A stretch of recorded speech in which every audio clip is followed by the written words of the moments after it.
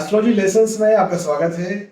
आज का ये वीडियो होने वाला है Rahu in first house. Rahu लग्न कुंडली के प्रथम भाव में क्या फल देंगे। अब देखिए, ये वीडियो वो पॉडकास्ट के जो वीडियोस होते हैं उस तरह कोई फैंसी वीडियो नहीं होने वाला है। ये लेसन है तो ये उन लोगों के लिए ही है जो सिंसियर है, जो एक्चुअल में एस्ट्रोलॉजी को समझना चाहते हैं, है ना। वो धड़ाधड़ धड़ाधड़ जो पॉडकास्ट वगैरह में होता है उस प्रकार का यहाँ पर वो इंटरेस्ट आपको या मसाला आपको देखने को ना मिले, लेकिन मैं एक्चुअल गहराई आपको बताने जा रहा हूं। अब राहु महाराज जो है, देखो सबसे पहले तो एक बात आप ध्यान रखें कि केवल एक फैक्टर काम नहीं करता कि राहु इन फर्स्ट हाउस तो पहले भाव में राहु क्या होंगे बस मैंने बोलना शुरू कर दिया, ऐसा नहीं होता। बहुत सारे फैक्टर्स होते हैं, कोई भी प्लैनेट हो, जस्ट नॉट राहु, बहुत सारे फैक्टर्स होते हैं जिनको देखना पड़ता है। कौन कौन से फैक्टर्स? सबसे पहला फैक्टर तो ये होता है, जैसे हम स्पेशली जब राहु के बारे में बात करें तो राहु कोई कुंडली का मारक ग्रह नहीं है, कोई कारक ग्रह भी नहीं है। कुंडली में मारक भी होते हैं, कारक भी होते हैं, सम भी होते हैं। राहु और केतु ऐसे ग्रह हैं जो कि मारक भी नहीं है, कारक भी नहीं है। ये कुंडली में हमें देखना पड़ता है कि उनकी पोजीशन क्या है और उसके आधार पर उनके रिजल्ट्स हमको डिसाइड करना पड़ता है। तो राहु को हम एग्जैक्टली बस देख करके खराब नहीं कह सकते, पहली बात। दूसरी बात, भाई राहु जो है वो यदि फर्स्ट हाउस में है तो केवल राहु थोड़े ना है, उनके साथ कोई नंबर है। भाई एक नंबर से लेकर के 12 नंबर 1 2 3 4 5 6 ऐसे 12 नंबर तक के प्लैनेट्स होंगे, सॉरी 12 नंबर तक के नंबर्स होंगे। अभी जो नंबर है 1 नंबर से लेकर के 12 नंबर, ये सारे नंबर राशियां हैं, ज़ोडिएक साइंस हैं। जैसे एक नंबर है मेष राशि, 2 नंबर वृषभ राशि, 3 नंबर मिथुन राशि, ऐसे करते करते 12 नंबर तक है। तो कोई एक नंबर यहां पर होगा, कहने का मतलब राहु के साथ कोई एक राशि होगी। तो उस राशि का भी राहु पर प्रभाव पड़ेगा। पहला फैक्टर ये हो गया।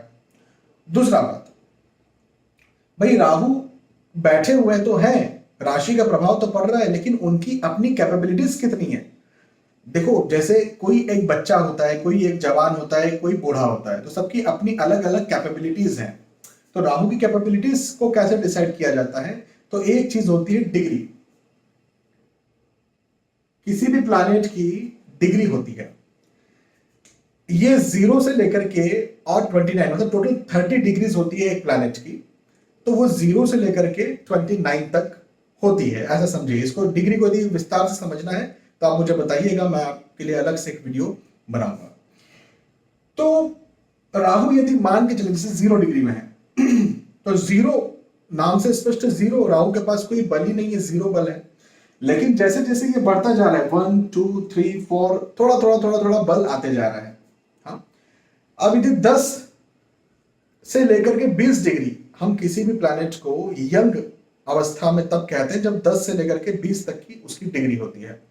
तो जब राहु की डिग्री 10 से 20 तक की होगी, इस बीच में राहु प्रबल होंगे। इसके ऊपर भी होगी तो उसे वृद्धावस्था अवस्था कहा जाता है, तो राहु निर्बल होंगे। इससे नीचे भी होगी तो भी उसे बाल्यावस्था कहा जाएगा, क्रमशः क्रमशः वो खत्म होती जाएगी। तो आप ये समझ गए। अब यहाँ पर जो भी रिजल्ट्स बताए जाएंगे उसकी फ्रीक्वेंसी इससे डिसाइड की जाएगी, उसकी स्ट्रेंथ इससे डिसाइड की जाएगी कि राहु की डिग्री कितनी है। ठीक है, चलिए अब आते हैं हम मुख्य बात पर कि राहु इन फर्स्ट हाउस।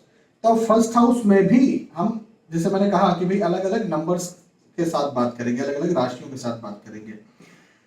तो फर्स्ट नंबर, एक नंबर। अच्छा, एक बात और, राहु और केतु जो होते हैं ये थोड़े से अलग प्लैनेट हैं। ये क्या करते हैं कि मित्र राशि के साथ अपने अच्छे फल देते हैं, शत्रु राशि के साथ खराब फल देते हैं। मित्र राशि के साथ अच्छे फल तो देते हैं, लेकिन यहां पर भी ये शर्त लगा देते हैं कि मेरी मित्र राशि का स्वामी कहीं कुंडली में अच्छा होगा तो मैं अच्छे फल दूंगा, नहीं तो फिर जैसा स्वामी फल दे रहा है बुरे फल वैसे मैं भी दूंगा। ये राहु और केतु की शर्त होती है, तो ये बात भी हमेशा ध्यान रखना है। चलिए अब शुरू करते हैं। Rahu in first house with number 1 यानी एक नंबर मेष राशि।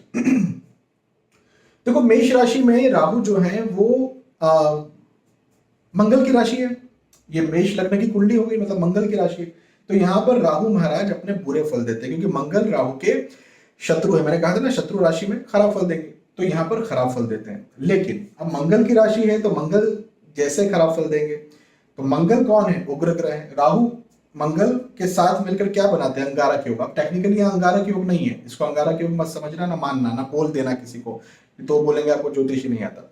लेकिन मैं समझाने के लिए बस आपको बता रहा हूं कि मेष राशि में यदि राहु होंगे तो वो व्यक्ति गुस्सैल होगा, और गुस्सैल ऐसा होगा कि उसे ही पता नहीं चलेगा कि वो कहां पर उसे गुस्सा निकालना है, कहां उसका दिमाग बंद हो गया, कहां वो किस प्रकार से कैसी बात कर रहा है गुस्से में, मतलब जिसको बोलते हैं ना दिमाग पूरा बंद हो जाना, ऐसी स्थितियां जो है वो पैदा हो जाती है। ऐसा व्यक्ति हमेशा भ्रम में होता है। अब एक बात और समझिए, राहु की 3 दृष्टियां होती है। राहु बस फर्स्ट हाउस में बैठे हैं तो बस फर्स्ट हाउस के फल दे रहे हैं, ऐसा नहीं होता। राहु की 3 दृष्टियां भी होती है। राहु 3 जगह देखते हैं। एक तो होती है 5वीं दृष्टि, एक होती है 7वीं दृष्टि, और एक होती है 9वीं दृष्टि। 5वीं कैसे गिनेंगे? 1 2 3 4 5 6 7 8 9। तो राहु सिर्फ लग्न स्थान को ही प्रभावित कर रहे हैं ऐसी बात नहीं है, वो इन स्थानों को भी प्रभावित कर रहे हैं। अब ये स्थान जो है पंचम स्थान कहलाता है, सप्तम स्थान कहलाता है और नवम स्थान कहलाता है। तो इंसान डिप्लोमेटिक डिप्लोमेटिक एग्जैक्टली नहीं बोलना चाहिए इसको, इंसान डायलेमा में रहेगा, दुविधा में रहेगा, ये कह सकते हैं लग्न पर बैठ करके। पंचम भाव पर दृष्टि से भी इंसान दुविधा डायलेमा में रहेगा, संतान में डिले देरी आएगी। साथ ही साथ सप्तम भाव में प्रभाव डालने से क्या होता है, विवाह डिले हो या विवाह खराब हो। और नवम स्थान पर प्रभाव डालने से क्या होगा, भाग्य की हानि, क्योंकि नवम स्थान भाग्य का स्थान होता है। तो भाई ये ओवरऑल राहु खराब है। एक बात 2 नंबर के साथ, वृषभ राशि के साथ राहु क्या फल देंगे? अब 2 नंबर जो है ये शुक्र की राशि है, वृषभ राशि, टॉरस। तो शुक्र के साथ में राहु के जो फल हैं वो अच्छे फल, शुक्र की राशि में राहु जो है वो अच्छे फल देंगे। अब देखो एक बात और समझो, राहु जो है वो मिथुन राशि में उच्च के माने जाते हैं। 3 नंबर यदि होता है तो उसमें उच्च के माने जाते हैं। लेकिन 2 नंबर के साथ भी कई सारे विद्वान, वृषभ राशि में भी कई सारे विद्वान राहु को उच्च राशि मानते हैं। और मैंने भी ये पाया है कि राहु 2 नंबर और 3 नंबर यानी वृषभ राशि और मिथुन राशि, टॉरस एंड जेमिनी, दोनों के ही साथ में अपने उच्च के फल देते हैं। तो यहाँ पर यदि ये राहु महाराज जो है वो 2 नंबर के साथ में बैठेंगे तो अपने बहुत अच्छे फल देंगे। लेकिन इस बात को जरूर देख लेना जब आप किसी कुंडली देख रहे हैं कि भाई 2 नंबर में शुक्र, तो शुक्र कहीं खराब तो नहीं जाकर के बैठ गए, ये जरूर से ध्यान रखना। चलिए हम मान के चलते हैं कि शुक्र अच्छे हैं, तो राहु जो है वो व्यक्ति को डिप्लोमेटिक बनाएंगे। लगन पर बैठ करके व्यक्ति कब किसको कहां घुमा देगा आप प्रेडिक्ट नहीं कर सकते। राहु महाराज जो है वो इंसान को बहुत ज्यादा चतुर बनाने का काम करेंगे, और चतुरता के साथ व्यक्ति, जिसको बोलते हैं ना उंगली सीधी से घी ना निकले टेढ़ी कर ले, वैसा हो जाएगा। पंचम भाव में प्रभाव से संतान होगी, पुत्री संतान के योग बनाते हैं, कन्या संतान के योग बनाते हैं, लेकिन संतान बहुत अच्छी होगी, समय पर होगी, कोई अबॉर्शन वगैरह की स्थिति नहीं बनेगी। साथ ही साथ व्यक्ति बहुत ज्यादा माइंडेड होगा, कैलकुलेटिव होगा, एनालिसिस करने वाला होगा, और उसको पहले से चीजें समझ में आ जाएगी। कई सारे लोग कहते हैं सर हमें पहले से आभास हो जाता है। विवाह होगा, हो सकता है थोड़ा डिले विवाह हो, लेकिन लव मैरिज हो इसके चांसेस बन जाते हैं। नहीं भी लव मैरिज हो तो विवाह के दृष्टिकोण से ही अच्छा होता है। भाग्य स्थान नवम स्थान पर जब प्रभाव डालते हैं राहु महाराज, तो ये भाग्य को भी उच्च कोटि का बनाते हैं, क्योंकि उच्च के राहु प्रभाव डाल रहे हैं ना, तो भाग्य भी बहुत आसान होता है, उन्नति कारक होता है। ये 2 नंबर की बात थी। 3 नंबर के साथ में राहु क्या करेंगे? 3 नंबर यानी मिथुन राशि। मैंने अभी कहा था कि राहु इसमें भी उच्च राशि के हो जाते हैं, तो जो मैंने 2 नंबर के साथ कहा वही की वही चीज 3 नंबर के साथ होगी, मतलब मिथुन राशि के साथ होगी। डिप्लोमेटिक होगा व्यक्ति, इंसान बहुत ज्यादा चतुर होगा, बहुत ज्यादा कहाँ क्या कैसा किस प्रकार से निर्णय लेना है वो चीजें उसके अंदर आ जाएंगी। संतान होगी, पुत्री संतान होगी, शादी होगी, हो सकता है लव मैरिज हो लेकिन शादी बहुत अच्छी चलेगी। भाग्य उच्च कोटि का होगा। इंसान राहु की दशा में बहुत बहुत बहुत उन्नति करेगा, मतलब राहु की दशा में कोई इंसान उसको रोक नहीं सकता, उससे कोई शत्रु उसके सामने खड़े नहीं हो सकते। ऐसे ये राहु है यदि 3 नंबर के साथ में बैठेंगे और दशा चलेगी तो। 4 नंबर के साथ, 4 नंबर यानी कर्क राशि। कर्क राशि में या कर्क लग्न की कुंडली में राहु लग्न स्थान पर बैठेंगे तो ये खराब होगा। क्यों? क्योंकि चंद्र की राशि है, तो राहु चंद्र की राशि में बैठ गए। अब जैसे चंद्र ग्रहण कहा जाता है ना, तो लगभग वैसे फल देंगे। चंद्र ग्रहण ये नहीं है लेकिन वैसे फल देंगे। जैसे राहु और चंद्र बैठते तो चिंता, तनाव, एंजाइटी उस व्यक्ति को लगा रहे, डायलेमा, कंफ्यूजन, दुविधा, भ्रम उस व्यक्ति को लगा रहे। कई बार उसको और उसकी माता जी को भी कुछ ना कुछ समस्या बनी रहे, ऐसा होता है। तो डिसीजन मेकिंग पावर वीक हो जाता है। कन्या संतान के योग बनाते हैं, कई बार पहली संतान को मिसकैरेज करने का काम करते हैं जब यहाँ पर दृष्टि पड़ती है। सप्तम भाव में दृष्टि से विवाह को डिले, देरी या फिर ब्रेक भी कर सकते हैं। लव अफेयर्स में तोड़ने का या खराब करने का काम करते हैं।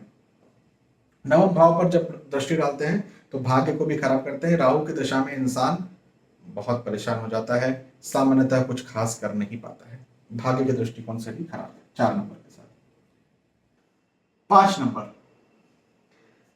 नंबर यानी सिंह राशि। सिंह राशि में राहु जो है वो शत्रु की तरह प्रभाव डालते हैं। देखिए 5 नंबर क्या है, ये सूर्य की राशि है। अब सूर्य के साथ जब भी राहु बैठते हैं ना तो इसे ग्रहण योग कहा जाता है। हालांकि टेक्निकली ग्रहण योग नहीं है, लेकिन आप ये मानिए कि यदि 5 नंबर या सिंह राशि में लगन पर राहु बैठे हैं तो ग्रहण से कम योग या फल वो नहीं बनाएंगे। राहु जो है वो गुस्सा देना, तनाव देना, एंजाइटी देना, ये काम करते हैं। साथ ही साथ राहु कई बार ना आपका सम्मान जो है उसे बिल्कुल लॉस कर देते हैं, या फिर कई बार व्यक्ति ये कहता है जब भी उसे राहु की दशा इस प्रकार से चल रही होती है तो कि मैं जो भी करता हूँ उसका क्रेडिट कोई और ले जाता है। हाँ, वहीं पर ये भी राहु कहते हैं, व्यक्ति ऐसा कहता है कि मेरा हर जगह असम्मान होता है, मेरी बदनामी कई बार हो जाती है। तो ये एक सबसे बड़ी समस्या है। व्यक्ति डायलेमा कंफ्यूजन में बना रहता है। पंचम भाव पर जब राहु महाराज प्रभाव डालते हैं तो डायलेमा, कंफ्यूजन, दुविधा, भ्रम, संतान में डिले होना, देरी होना, रुकावट होना, एबॉर्शन होना जैसी स्थितियां भी पैदा करते हैं। वैवाहिक जीवन को खराब करते हैं जब सप्तम स्थान पर प्रभाव आता है, और जब भाग्य स्थान पर राहु महाराज का प्रभाव आता है तो ये भाग्य को भी खराब करते हैं। यानी ग्रहण योग का प्रभाव भाग्य पर लगाते हैं, और भाग्य में ग्रहण होता है तो इस वजह से राहु की दशा में व्यक्ति उन्नति नहीं कर पाता है। तो ऑब्वियसली यहाँ पर 5 नंबर के साथ भी राहु खराब फल ही देते हैं। 5 के बाद में 6 नंबर। अब 6 नंबर यानी कन्या राशि। कन्या राशि में राहु जो है वो स्वराशि माने जाते हैं। वैसे तो देखो राहु और केतु की अपनी कोई राशि नहीं है, ये टेक्निकली प्रूव्ड है, लेकिन फिर भी कई सारे विद्वान ये कहते हैं, ये मानते हैं कि राहु की खुद की राशि कन्या राशि होती है। मैं टेक्निकली आपको ये बात सिखा नहीं रहा हूं कि राहु की राशि कन्या राशि होती है, लेकिन आप इस बात को जरूर समझिए कि राहु कन्या राशि में अच्छे फल देते हैं।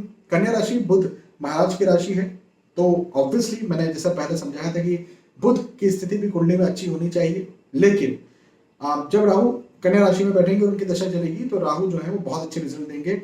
व्यक्ति डिप्लोमेटिक होगा, कहाँ क्या कैसा किस प्रकार से निर्णय लेना है उसकी क्षमताएं उसके पास होगी, क्योंकि बुध की राशि में राहु बैठे हुए हैं। बुध है बौद्धिक क्षमताओं वाला ग्रह, तो बौद्धिक क्षमताएं बहुत ज्यादा उसके पास होगी। मतलब क्विक डिसीजन लेगा, सही डिसीजन लेगा व्यक्ति, और जो डिसीजन लेगा उसमें वो सक्सेसफुल भी होगा, किस्मत उसे सक्सेस भी करेगी। संतान के योग होंगे, कन्या संतान के होंगे, लेकिन अच्छे योग होंगे। विवाह बहुत अच्छा चलेगा, समय पर विवाह होगा, वैवाहिक जीवन बहुत अच्छा होगा। भाग्य पर जब राहु महाराज प्रभाव डालेंगे तो भाग्य को बहुत उच्च कोटि का करेंगे, इंसान बहुत उन्नति हासिल करेगा अपने जीवन में। हाँ, भाग्य के दृष्टिकोण से ये बहुत अच्छा होने वाला है, तो बहुत अच्छे है। कन्या राशि में राहु महाराज अपने बहुत अच्छे रिजल्ट देते हैं। तुला राशि 7 नंबर, तुला लिब्रा। तो 7 नंबर के साथ यदि राहु महाराज बैठेंगे लगन स्थान पर, उनकी दशा चलेगी तो राहु जो है अगेन बहुत अच्छे रिजल्ट देंगे, क्योंकि तुला राशि जो है शुक्र देव की राशि है। राहु शुक्र एक दूसरे के मित्र ग्रह माने जाते हैं। ऑब्वियसली अगेन मैं ये बात कहूंगा कि शुक्र की स्थिति कुंडली में कैसी है ये देख लेना, लेकिन हम मान के चलते हैं कि अच्छी है, तो फिर राहु अपने बहुत अच्छे रिजल्ट देंगे। यहाँ पर शुक्र के साथ में राहु है, मतलब व्यक्ति थोड़ा ना विलासिता वाला होगा, बहुत ज्यादा उसे भौतिकता पसंद होगी, उसे शो ऑफ भी बहुत ज्यादा पसंद होगा, डिप्लोमेटिक होगा, अपोजिट जेंडर में ज्यादा मन उसका जाएगा, कब कहाँ क्या कैसा किस प्रकार से किसी को घुमा दे वो जल्दी से प्रेडिक्टेबल नहीं होगा। राहु की दशा में राहु महाराज जो है, लेकिन व्यक्ति को उन्नति बहुत देंगे। देखो पंचम भाव पर जब राहु महाराज प्रभाव डालेंगे तो कन्या के योग बनाते हैं, लेकिन ये बहुत अच्छे होते हैं। कन्या के बाद में व्यक्ति की बौद्धिक क्षमताएं या संतान होने के बाद में व्यक्ति की बौद्धिक क्षमता और ज्यादा बढ़ती है। राहु की दशा में यदि विवाह होता है तो ये वैवाहिक दृष्टिकोण से भी बहुत अच्छा होगा, और यदि भाग्य स्थान पर राहु महाराज प्रभाव डालेंगे तो भाग्य के दृष्टिकोण से भी ये उच्च कोटि का होगा, व्यक्ति का भाग्य बहुत अच्छा होगा। इस प्रकार के राहु यदि चलते हैं तो आप ये मान के चलें कि राहु महाराज यदि व्यक्ति जिसको बोलते हैं ना कि फर्श पर है तो अर्श पर लेकर के चले जाएंगे, ऐसे राहु धन पैसा बहुत देंगे, क्योंकि शुक्र के राहु हो गए ना। अब 8 नंबर वृश्चिक राशि। वृश्चिक राशि यानी जो है स्कॉर्पियो जिसे कहा जाता है। वृश्चिक राशि जो है वो मंगल की राशि है, तो मंगल की राशि में राहु जो है वो अच्छे फल नहीं देते, क्योंकि ये शत्रु राशि होती है। तो मंगल की राशि में राहु, अच्छा इसको ऐसे समझिए कि मंगल और राहु जब साथ में बैठते हैं तो अंगारक योग जैसी स्थिति पैदा होती है ना। तो यहाँ तो टेक्निकली अंगारक योग नहीं है, लेकिन स्थिति उससे भी कोई कम नहीं है। यहाँ पर राहु बैठेंगे, व्यक्ति ना ऐसे समझो कि अंधा हो जाएगा। अंधा कहने का मतलब ये कि वो कब कहाँ क्या कर रहा है उसको खुद को समझ नहीं आएगी। कई बार उसे रास्ते ही नहीं समझ में आएगा, भ्रम उसके दिमाग में बना रहेगा, उसको आगे कोहरा ही दिखता रहेगा। वो गलत भी कर रहा है तो भी आप उसको बोलेंगे तू गलत कर रहा है, वो मानेगा ही नहीं कि मैं गलत कर रहा हूँ। ये एक बहुत बड़ी समस्या इस प्रकार के राहु के साथ या ऐसी दशा जब चल रही होती है तो ऐसे व्यक्ति के साथ हो जाती है। गुस्सा बिल्कुल उसका बहुत ज्यादा होता है। संतान में डिले, देरी या अबॉर्शन की स्थिति बन सकती है। वैवाहिक जीवन खराब हो सकता है, साथ ही साथ भाग्य भी जो है वो खराब होगा। अब देखो 8 नंबर जो होता है ना, उसमें राहु नीच राशि माने जाते हैं। वैसे तो 8 नंबर और 9 नंबर जो है धनु राशि है, तो मुख्यतः 9 नंबर के साथ राहु नीच राशि के माने जाते हैं, धनु राशि के साथ माने जाते हैं। लेकिन कई विद्वान 8 नंबर के साथ भी या वृश्चिक राशि के साथ भी राहु को नीच राशि मानते हैं। अब कोई मानते नहीं मानते बात इसकी भी नहीं है। बात इसकी है कि मैंने अपने इतने सालों में, इतने वर्षों के अध्ययन में क्या पाया। तो हाँ, राहु नीच राशि जैसे फल देते हैं, तो भाई इसको भी आप, वृश्चिक राशि को भी आप नीच राशि ही माने राहु की। टेक्निकली कहीं लिखा हुआ आपको नहीं दिखेगा, लेकिन मैं प्रैक्टिकली आपको बता रहा हूँ।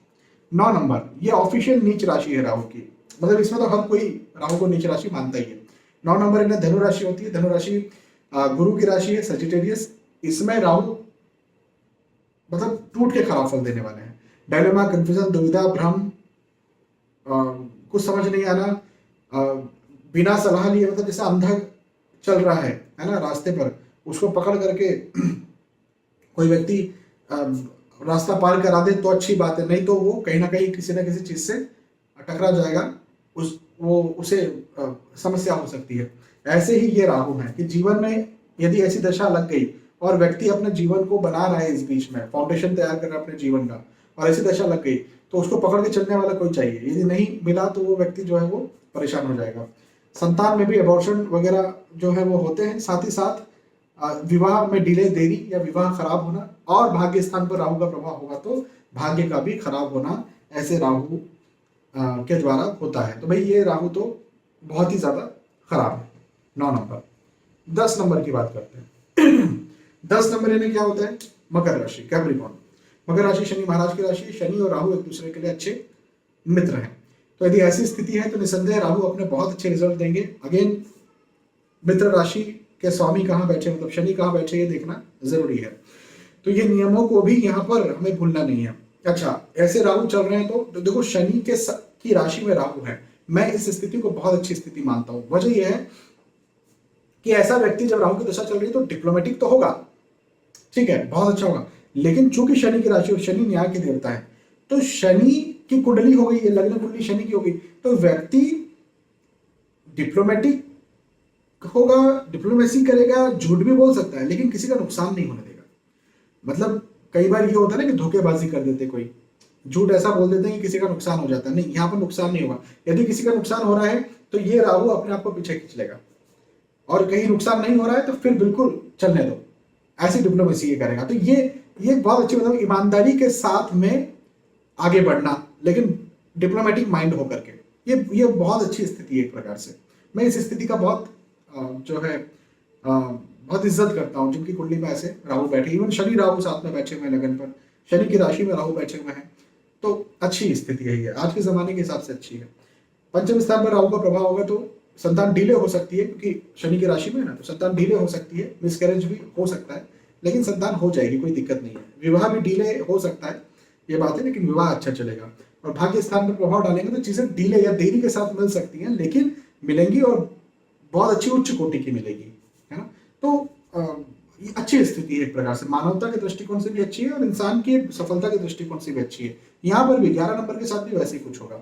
11 मतलब कुंभ राशि, एक्वेरियस, ये भी शनिदेव की राशि है, तो यहाँ पर भी वही बात होने वाली जो मैंने मकर राशि के साथ कही थी कि ये जो शनि की राशि में राहु है तो व्यक्ति डिप्लोमेटिक होगा, साथ ही साथ डिप्लोमेसी के साथ वो ईमानदारी से भी चलेगा, किसी का बुरा नहीं होने देगा, दूसरों के लिए वो अच्छा करने की कोशिश करेगा। जैसे मैं अभी एक इंटरव्यू देख रहा था श्री बाला साहेब ठाकरे जी का, आपकी अदालत। हम देखो, मुझे उनकी कुंडली नहीं पता, मैं ये नहीं कह रहा कि कुंडली में ऐसे कुछ राहु बैठे, मैं ये नहीं कह रहा, लेकिन उनका व्यक्तित्व कैसा था कि भाई मेरे लोगों के लिए मैं लड़ूंगा, अब लड़ूंगा तो भाई जो है आटे में नमक तो मैं भी करूंगा।